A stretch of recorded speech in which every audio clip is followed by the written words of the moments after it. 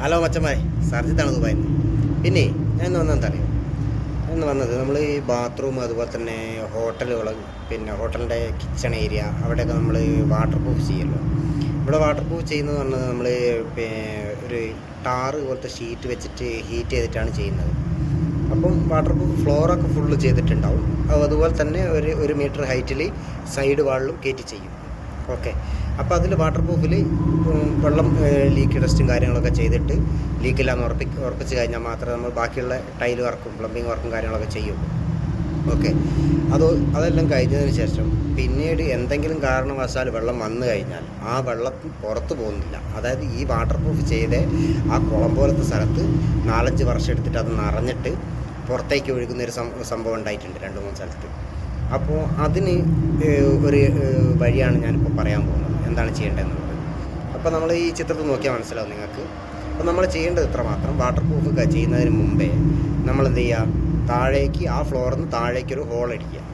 ഒരു കോർ ചെയ്തിട്ട് 1 inch, maximum 2 inch pipe hole അടിച്ചതിന് ശേഷം അതിൻ്റെ താഴേക്ക് ഇട്ട് വെച്ചതിന് ശേഷം നല്ലോണം കോൺക്രീറ്റ് ഇട്ടിട്ട് അടച്ചതിന് ശേഷം താഴത്തേക്ക് പോയ പൈപ്പ് നമ്മൾ അതിൻ്റെ താഴത്തെ സീലിങ്ങിൻ്റെ മുകളിൽ കൂടെ പോയ ഏതെങ്കിലും ഒരു വേസ്റ്റ് ലൈൻ്റെ അകത്തേക്ക് കണക്ട് ചെയ്തതിന് ശേഷം നമ്മൾ അവരോട് വാട്ടർ പ്രൂഫ് ചെയ്യാൻ പറയാൻ മുകളിൽ.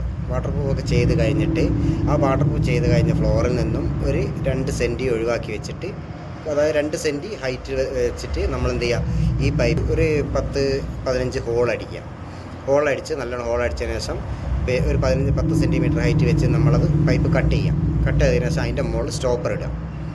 എൻ്റെ കപ്പ് വെച്ചിട്ട് അടയ്ക്കുക. എൻ്റെ കപ്പ് വെച്ച് അടച്ചതിന് ശേഷം നമ്മൾ എന്ത് ചെയ്യുക, ഈ മെറ്റലുണ്ടല്ലോ, 1/2 ഇഞ്ച് മെറ്റൽ കൊണ്ടുവന്നിട്ട് നമ്മളതിൻ്റെ ചുറ്റുമായിട്ട് ഫുള്ളായിട്ട് ഫില്ല് ചെയ്യുക.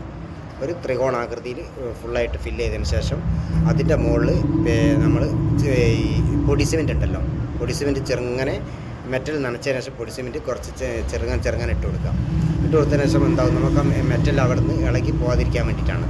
ഓക്കെ. ഫുള്ളായിട്ട് ഇടാൻ പാടില്ല, കുറച്ചായിട്ട് ഇട്ടതിന് ശേഷം പിന്നെ അതിൻ്റെ മുകളിൽ നമ്മൾ എസ് എസിൻ്റെ നെറ്റ് വാങ്ങിയിട്ട് അതിൻ്റെ മുകളിൽ കൂടെ നല്ലോണം കവർ ചെയ്തിട്ടതിന് ശേഷം നമ്മൾ ഫില്ല് ചെയ്യാം. അതിന് ശേഷം പിന്നെ ബാക്കിയുള്ള വർക്കും കാര്യങ്ങളൊക്കെ നമുക്ക് ചെയ്യാം. പ്ലംബിങ് ടൈലൊക്കെ ഒട്ടിച്ച് കഴിഞ്ഞിട്ട് നമുക്ക്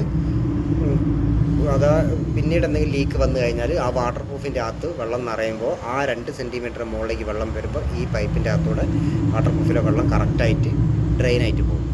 ഇത് ഞങ്ങൾ 2 സ്ഥലത്ത് ഞാൻ ചെയ്തിട്ടുണ്ട്. ഇപ്പം ഞാൻ വന്നതിന് ശേഷം ഞാനിവിടെ അങ്ങനെ ചെയ്യുന്നുണ്ട്. ഞാൻ എവിടെയൊക്കെ പ്ലംബിങ്ങിൻ്റെ വർക്ക് ചെയ്യുന്നുണ്ടോ മാളുകളിലും അവിടെയൊക്കെ ഞാനിപ്പോൾ അങ്ങനെ ചെയ്യുന്നുണ്ട്. അപ്പോൾ അങ്ങനെ ചെയ്ത് കഴിഞ്ഞാൽ നമുക്ക് ഈ വാട്ടർ സ്റ്റോറേജ് ഇല്ലാതെ കിട്ടും.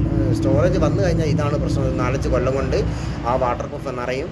പിന്നെ അത് നിറഞ്ഞതിന് ശേഷം വാട്ടർ പ്രൂഫിൻ്റെ എൻ്റെ എവിടെയാണോ വരുന്നത് അവിടുന്ന് പുറത്തേക്ക് ഒഴുകാൻ തുടങ്ങും. പുറത്തേക്ക് ഒഴുകുമ്പോൾ അടുത്ത ഷോപ്പിലേക്ക് അല്ലെങ്കിൽ മാളിൻ്റെ വർക്ക് ഫ്ലോറിലേക്ക് അവിടേക്കൊക്കെ വെള്ളം വന്നു കഴിഞ്ഞാൽ എല്ലാവർക്കും ഒരു ബുദ്ധിമുട്ടായിരിക്കും. അപ്പോൾ അതിന് വേണ്ടിയിട്ടുള്ളൊരു എളുപ്പ വഴിയാണ്. ഇനിയിപ്പോൾ നിങ്ങളൊക്കെ ചെയ്യുമ്പോൾ അങ്ങനെ ചെയ്ത് നോക്കാം. Okay, by.